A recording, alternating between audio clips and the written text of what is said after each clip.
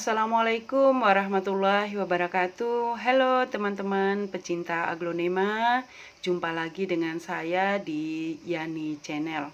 Saya berharap kita semua dalam keadaan sehat dan jangan lupa bahagia. Pada kesempatan kali ini saya ingin men-share atau berbagi pengalaman dengan teman-teman semua bagaimana cara saya memperlakukan aglonema saya yang saya cangkok. Nah, saya cangkok aglonema ini sudah cukup banyak ya teman-teman, cuman baru kali ini saya berkesempatan untuk memvideokan, untuk men-share dengan teman-teman. Nah, jika kita sudah melihat akar yang keluar atau terlihat dari luar gelas plastik yang kita pakai untuk mencangkok itu akarnya, berarti kita sudah sangat yakin bahwa ada akar yang tumbuh di dalamnya dan sudah cukup panjang. Nah, ini lamanya pencangkokan ini lebih kurang 1,5 bulan kayaknya saya ini baru seperti ini. Baiklah, kita akan membuka cangkokan kita ini. Benar nggak sih sudah ada akarnya? Benar nggak sih sudah cukup panjang gitu. Jadi kita buka teman-teman, tapi saya yakin kalau sudah terlihat seperti itu, akarnya sudah ada dan cukup panjang gitu. Kita buka dengan hati-hati teman-teman, soalnya ini akar yang kita buat agar tumbuh selama lebih kurang 1,5 bulan. Jadi kalau hanya karena kurang hati-hati kemudian dia patah, aduh sayang sekali. Nah, ini teman-teman sudah kelihatan akarnya. Dengan pelan-pelan sekali saya mengorek-ngorek akarnya karena takut patah. Nah, kemudian ada juga teman-teman saya lihat di YouTube para master yang sudah luar biasa mahirnya. Beliau-beliau langsung memotong cangkokannya itu tanpa membongkar. Tetapi saya biasa yang saya lakukan itu saya selalu membongkarnya teman-teman. Karena saya kepingin juga melihat akar di dalamnya itu sehat nggak, kemudian batangnya itu cukup panjang nggak, agar bisa saya melakukan pencacahan batangnya gitu. Jadi saya selalu membongkar hasil cangkokan saya itu gitu, biar lebih yakin teman-teman. Nah, ini terlihat sudah akarnya di bawah dasar pot. Nah, ini terlihat ada arang teman-teman. Jadi setiap saya menanam aglonema, saya wajib memasukkan di dasar pot itu arang yang berasal dari batok kelapa itu atau tempurung kelapa itu. Kita pelan-pelan teman-teman membukanya. Wow, ini cukup banyak akarnya. Terlihat cukup sehat ya. Terlihat dari warnanya yang putih dari akar-akarnya ini. Kemudian akar-akar yang keluar dari cangkokannya juga putih dan sudah cukup panjang teman-teman. Ada sekitar 5 cm, 6 cm kayaknya ini akarnya. Nah, agar bisa lebih puas kita ngelihat akarnya ini, kita harus mencucinya. Kita mencuci bersih biar bisa lihat jelas. Oke, kita mencuci. Nah, kita mencucinya benar teman-teman, ternyata akarnya cukup sehat, cukup banyak, terlihat dari warnanya yang putih. Nah, kalau sudah cuci begitu, kita bisa dengan leluasa kita motongnya di mana. Nah, jadi ini kita harus menyesuaikan banyaknya daun dengan akarnya agar dia tetap sehat dan tidak terlalu layu. Nah, ini alhamdulillah ini ada cukup banyak sekali untuk menopang atau menunjang pertumbuhan dari daun-daun dari lipstick saya. Nah, ini lipstick ya teman-teman ya, lipstick yang kayaknya sudah mutasi ini. Nah, ini ujung bawahnya, batang ujung bawahnya ini cukup panjang juga, bisa kita potong 3 bagian ya.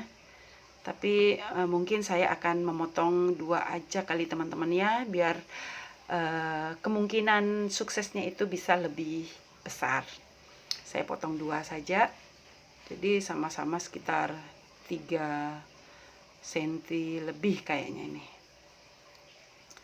Udah, kita potong 2. Dan jangan lupa teman-teman, memotongnya itu harus di antara ruas, jangan sampai pas di ruasnya. Karena apa? Karena pas di perbatasan ruasnya itulah akan keluar calon-calon tunas yang kita harapkan. Nah, ini terlihat dari batangnya juga teman, cukup sehat, tidak ada spot merah, alhamdulillah. Nah, jadi dari cangkokan ini kita dapat 3 bagian gitu loh. Pucuknya sama batangnya ini kita dapat 2 bagian. Setelah kita potong, teman-teman, kita lap ujungnya, lap mungkin ada lendir atau getah dari bekas potongan kita. Nah, setelah kita lap seperti itu, biasanya teman-teman ada juga master yang langsung menanam tanpa memperlakukan apa-apa. Tetapi saya sebagai pemula, belum berani. Walaupun ini hanya aglonema yang ya mungkin dibilang cemen ya, jadul gitu. Jadi saya selalu memakai 2. Pertama betadine, yang kedua fungisida. Ada yang cuman kalau nggak ada betadine boleh fungisida saja. Kalau nggak ada fungisida boleh betadine saja. Tapi saya melakukan perlakuan itu dua-duanya. Yang pertama ya saya melakukan mengolesinya dengan betadine dulu. Nah, setelah betadinnya ini kering, baru saya mengolesinya dengan fungisida. Jadi cari aman teman-teman. Kalau memang dua-duanya ada, kenapa enggak kita lakukan ya? Nah, jadi saya sudah melakukan mengolesi betadine. Nah, nanti saya akan mengolesinya dengan fungisida. Nah, sekarang sudah kering betadinnya.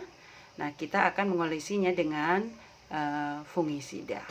Ya, tidak lain tidak bukan teman-teman, menjaga bekas potongan ini agar tidak terkena hama atau terkena bakteri yang membuat dia lonyot dan tidak tumbuh subur, atau batang cacahannya tadi tidak menghasilkan tunas-tunas baru. Begitu. Jadi kita lakukan yang terbaik lah, terbaik dalam artian kalau memang kita punya dua-duanya ya kita pakai aja dua-duanya, cari aman biar apa yang kita lakukan itu bisa 100% sukses. Tapi biasanya teman-teman saya melakukan hal yang seperti ini ya memang tidak 100%, ada saja yang busuk atau lonyot gitu, tetapi sekitar 85-90% cukup berhasil, dan saya sangat bahagia dan sangat puas gitu loh dengan keberhasilan yang seperti itu gitu. Nah, setelah kita mengolesinya ini teman-teman ya kita tunggu sampai kering. Tujuannya biar tetap menempel di bekas lukanya ini agak lama. Nah, sekarang setelah itu menunggu, kita menyiapkan media. Nah, media yang saya pakai untuk menumbuhkan tunas teman-teman, saya biasanya menggunakan lagi media yang bekas bongkaran tadi. Kalau memang masih bagus, mengambil sepertiganya, kemudian menambahkan lagi kokopitnya itu 2/3.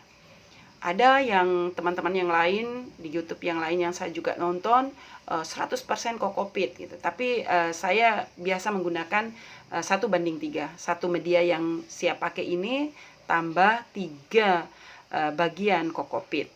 Ya, tujuan kokopit ini ya agar karena memang sifat dari kokopit ini sendiri cukup bagus menyimpan air.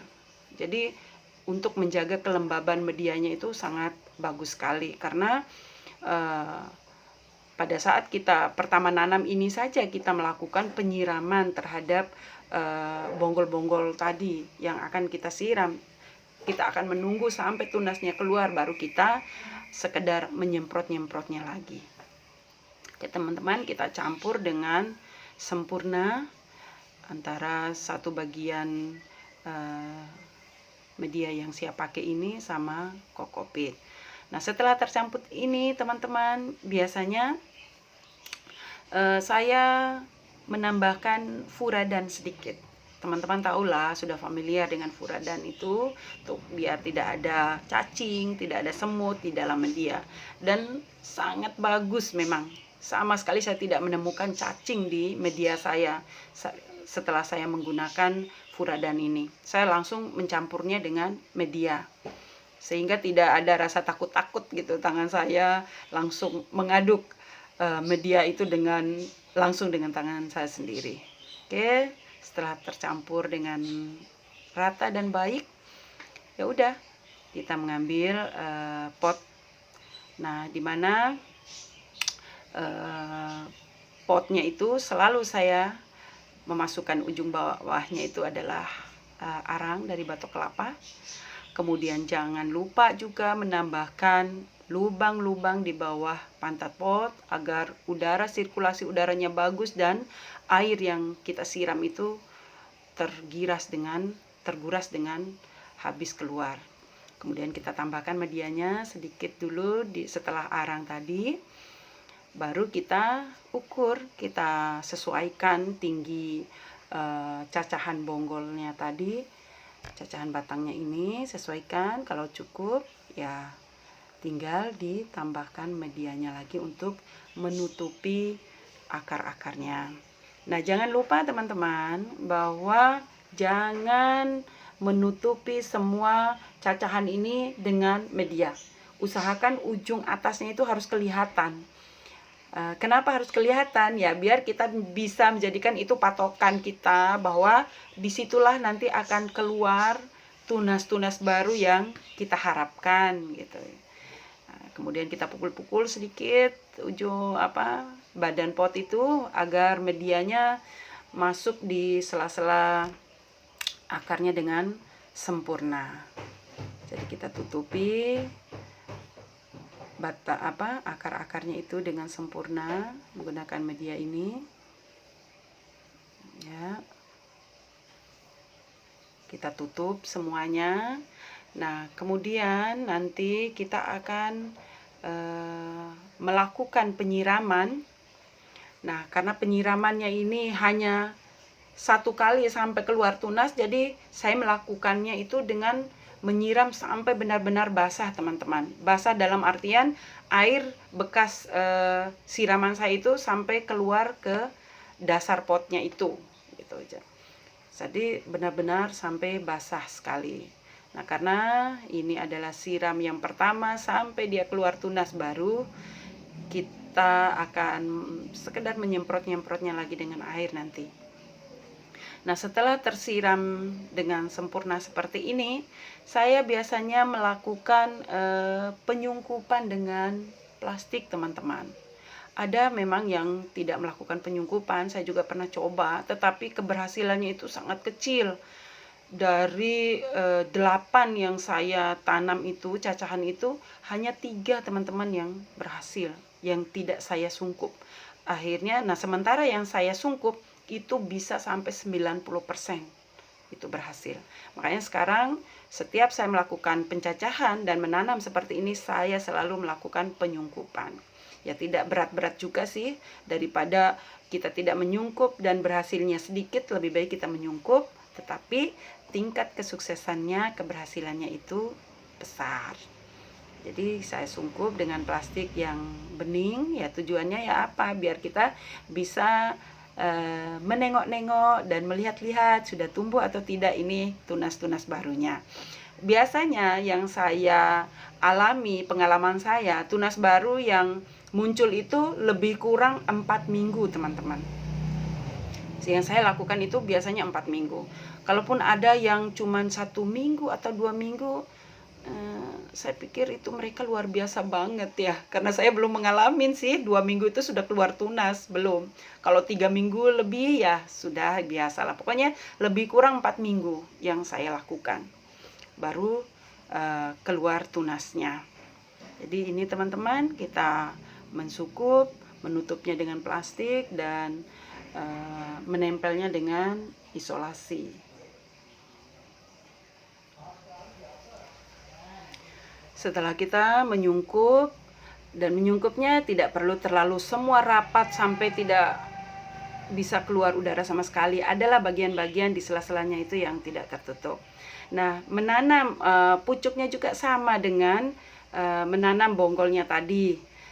Cuman yang beda sedikit di medianya. Jadi saya menggunakan media untuk menanam pucuknya ini adalah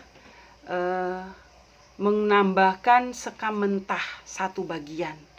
Jadi ngambil setengah bagian, 2 bagian media yang siap pakai tadi, 1 bagian kokopit dan 1 bagian sekam mentah gitu loh. Karena sejatinya pucuknya ini kan sudah banyak sekali akarnya. Nah, jika pucuknya ini tidak ada akar atau akarnya sedikit, saya akan menanam seperti seperti media di menanam bonggol ini gitu. Nah, jadi saya menambahkan itu agar akarnya itu tidak terlalu terhimpit padat atau kelembaban di dalam itu terlalu lembab sekali yang menyebabkan akarnya itu busuk. Nah, ini teman-teman juga Red King saya yang saya cangkok juga. Nah, ini sudah saya cangkok juga, itu pucuknya. Alhamdulillah berhasil. Nah, ini Red King yang satunya. Kemudian ada lagi heng-heng yang sudah tinggi batangnya, saya belum berani langsung potong. Jadi saya selalu melakukan yang aman-aman saja, yaitu dengan mencangkok. Nah, nanti kalau sudah keluar akar, baru kita lakukan perlakuan seperti tadi. Nah, ini juga ada red cochin saya juga cangkok. Begitulah cara saya menangani aglonema saya yang saya cangkok, teman-teman. Mudah-mudahan bermanfaat bagi teman-teman semua. Jangan lupa teman-teman, kalau ada pertanyaan boleh langsung ditulis di kolom komentarnya. Oke teman-teman, sampai jumpa di video berikutnya. Dah, wassalamualaikum warahmatullahi wabarakatuh.